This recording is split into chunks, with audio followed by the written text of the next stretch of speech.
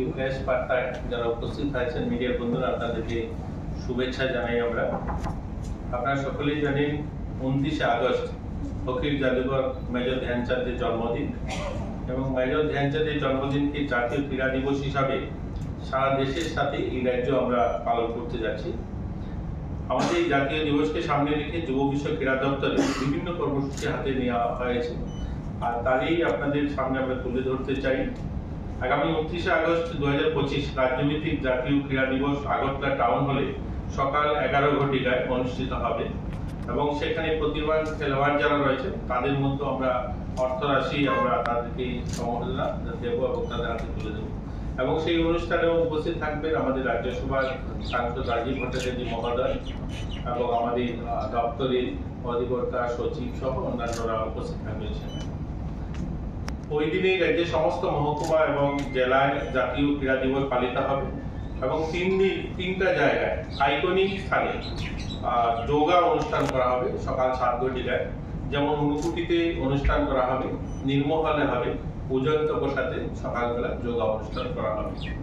এবং 30শে আগস্ট 2025 তারিখে বিকাল 3 ঘটিকায় বাজারঘাটস্থিত দশরথ দেব স্টেট স্পোর্টস কমপ্লেক্সে বিভিন্ন প্রতিযোগিতার আয়োজন করা হয়েছে, যেমন athletics, swimming, judo, tennis, gymnastic, football, kabaddi, volleyball, badminton, hockey ইত্যাদি খেলা সেখানে আয়োজন করা হয়েছে। এবং সেখানে মাননীয় মুখ্যমন্ত্রী উপস্থিত থাকবেন, এবং আমাদের সেখানকার মাদাগাড়ির বিধায়িকা তিনিও উপস্থিত থাকবেন, এবং আমাদের দপ্তরের সমস্ত আধিকারিকরা উপস্থিত থাকবেন সেই অনুষ্ঠানে। আমি নিজেও থাকবো, এবং সেখানে মাননীয় সাংসদ রাজ্যসভার রাজীব ভট্টাচার্য তিনিও থাকবেন সেখানে। 30শে আগস্ট বিভিন্ন জেলা স্তরে কমপক্ষে 3টি ও মহকুমা স্তরে 2টি বিভাগীয় প্রতিযোগিতা ক্রীড়া প্রতিযোগিতার কথা বলা হয়েছে। অর্থাৎ আমাদের দপ্তর প্রত্যেকটা জেলাতে কমসে কম 3টা ক্যাটাগরিতে খেলাধুলা করবেন, এবং যতগুলো সাব ডিভিশন রয়েছে প্রত্যেকটা জায়গাতে 2টো করে যেন খেলা অনুষ্ঠান হয় তার জন্য আমরা নির্দেশ দিয়েছি। 31শে আগস্ট 2025 তারিখে সমস্ত মহকুমা এবং জেলা সহিত রাজ্য স্তরে সানডে সাইকেল, আপনারা জানেন আমরা কিছুদিন আগেই সেটা লঞ্চ করেছিলাম, কেন্দ্রীয় আমাদের মিনিস্ট্রি মাননীয় মন্ত্রী সেটাকে লঞ্চ করেছেন। প্রতি রবিবার যেন আমরা সাইকেল সকলে চালান তার জন্য উৎসাহিত করতে এটাও এই ক্রীড়া দিবসে আমরা রেখেছি। সানডে সাইকেল সেটা অনুষ্ঠিত হবে। রাজ্যস্তরীয় অনুষ্ঠান উজন্ত প্রসাদে শুরু হয়ে সার্কিট হাউস হয়ে ফিরে আসবে সেই সাইকেল র্যালিটা, যেটা আমাদের আগরতলাতে হবে, সেটা রাজবাড়ি থেকে শুরু হবে এবং সার্কিট হাউস হয়ে ফিরে যাবে সেটা। এই 3 দিনের কর্মসূচি বিভিন্ন সামাজিক মাধ্যমে সোশ্যাল মিডিয়া প্রচার প্রসারের জন্য ট্যাগলাইন হ্যাশট্যাগ ব্যবহার করার জন্য আমরা নির্দেশ দিয়েছি সকলকে। সমস্ত স্কুলের ছাত্রছাত্রী সহ সামাজিক সংগঠনের সদস্যদের কমপক্ষে 1 ঘন্টা খেলাধুলার মধ্যে দিয়ে ওই দিনটাকে উদযাপন করার জন্য আমরা আবেদন রেখেছি।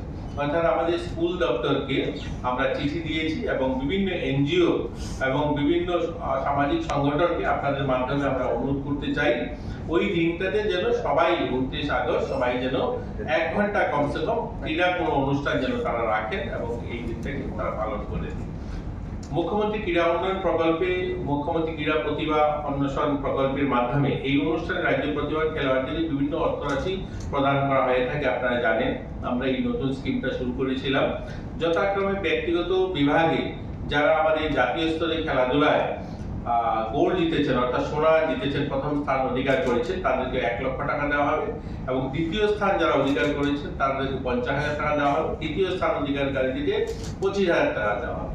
দলগতভাবেও যারা অংশগ্রহণ করেছেন চ্যাম্পিয়ন দলের প্রতি সদস্যকে 50,000 টাকা দেওয়া হবে, এবং দ্বিতীয় স্থান অধিকারী যারা দলগতভাবে অনুষ্ঠানে ভাগ নিয়েছেন তাদেরকে 25,000 টাকা দেওয়া হবে। তৃতীয় স্থান যারা অধিকার করেছেন দলগতভাবে তাদেরকেও 12,500 টাকা করে দেওয়া হবে।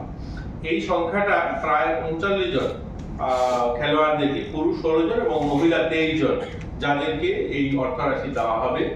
এবং এছাড়াও আমাদের ভবিষ্যৎ পরিকল্পনাও রয়েছে। আমরা এই যে অর্থরাশি দিচ্ছি এছাড়াও তাদেরকে বিভিন্নভাবে আমরা আরো উন্নত মানের কোচিং এর জন্য বিভিন্ন সময় অর্থ দিয়ে থাকি। আমরা কিন্তু ভবিষ্যতে আমাদের পরিকল্পনা রয়েছে যারা অলিম্পিকে যারা মেডেল জিতবে এরকম যারা আমাদের রাজ্যের থেকে যারা পার্টিসিপেট করার সুযোগ পায় যদি, তাহলে আমরা মেডেল জিতলে প্রথম স্থান অধিকার করলে 3 কোটি টাকা, সিলভার 2 কোটি টাকা, ব্রোঞ্জ 1 কোটি টাকা, এরকম আমাদের পরিকল্পনা রয়েছে। এশিয়ান গেমস এর জন্য রয়েছে এরকম একটা বড় অ্যামাউন্ট আমরা দেওয়ার পরিকল্পনা রয়েছে। যারা গোল্ড জিতবে তাদেরকে 75 লক্ষ টাকা, যারা সিলভার জিতবে 35 লক্ষ টাকা এবং 15 লক্ষ টাকা তৃতীয় স্থান অধিকারীদের জন্য আমাদের পরিকল্পনা রয়েছে। আমরা চাই আমাদের রাজ্যের ছেলেমেয়েরা খেলাধুলায় এগিয়ে যাক এবং রাজ্যের নাম উজ্জ্বল করুক, গোটা দেশের নাম উজ্জ্বল করুক, এবং এই ধরনের আমাদের পরিকল্পনা রয়েছে। তো আমি আজকে আপনাদের মাধ্যমে সকলকে আমন্ত্রণ জানাচ্ছি 29 এবং 30 এবং 31 তারিখ এই 3 দিন এই যে ক্রীড়া অনুষ্ঠান হবে বিভিন্ন পরিসরে, সেগুলিতে আপনারা অংশগ্রহণ করবেন এবং মিডিয়া বন্ধু যারা রয়েছেন আপনাদের কাছেও সহযোগিতা চাইছি এই অনুষ্ঠানটা যেন সফল হয়, আপনারা সহযোগিতা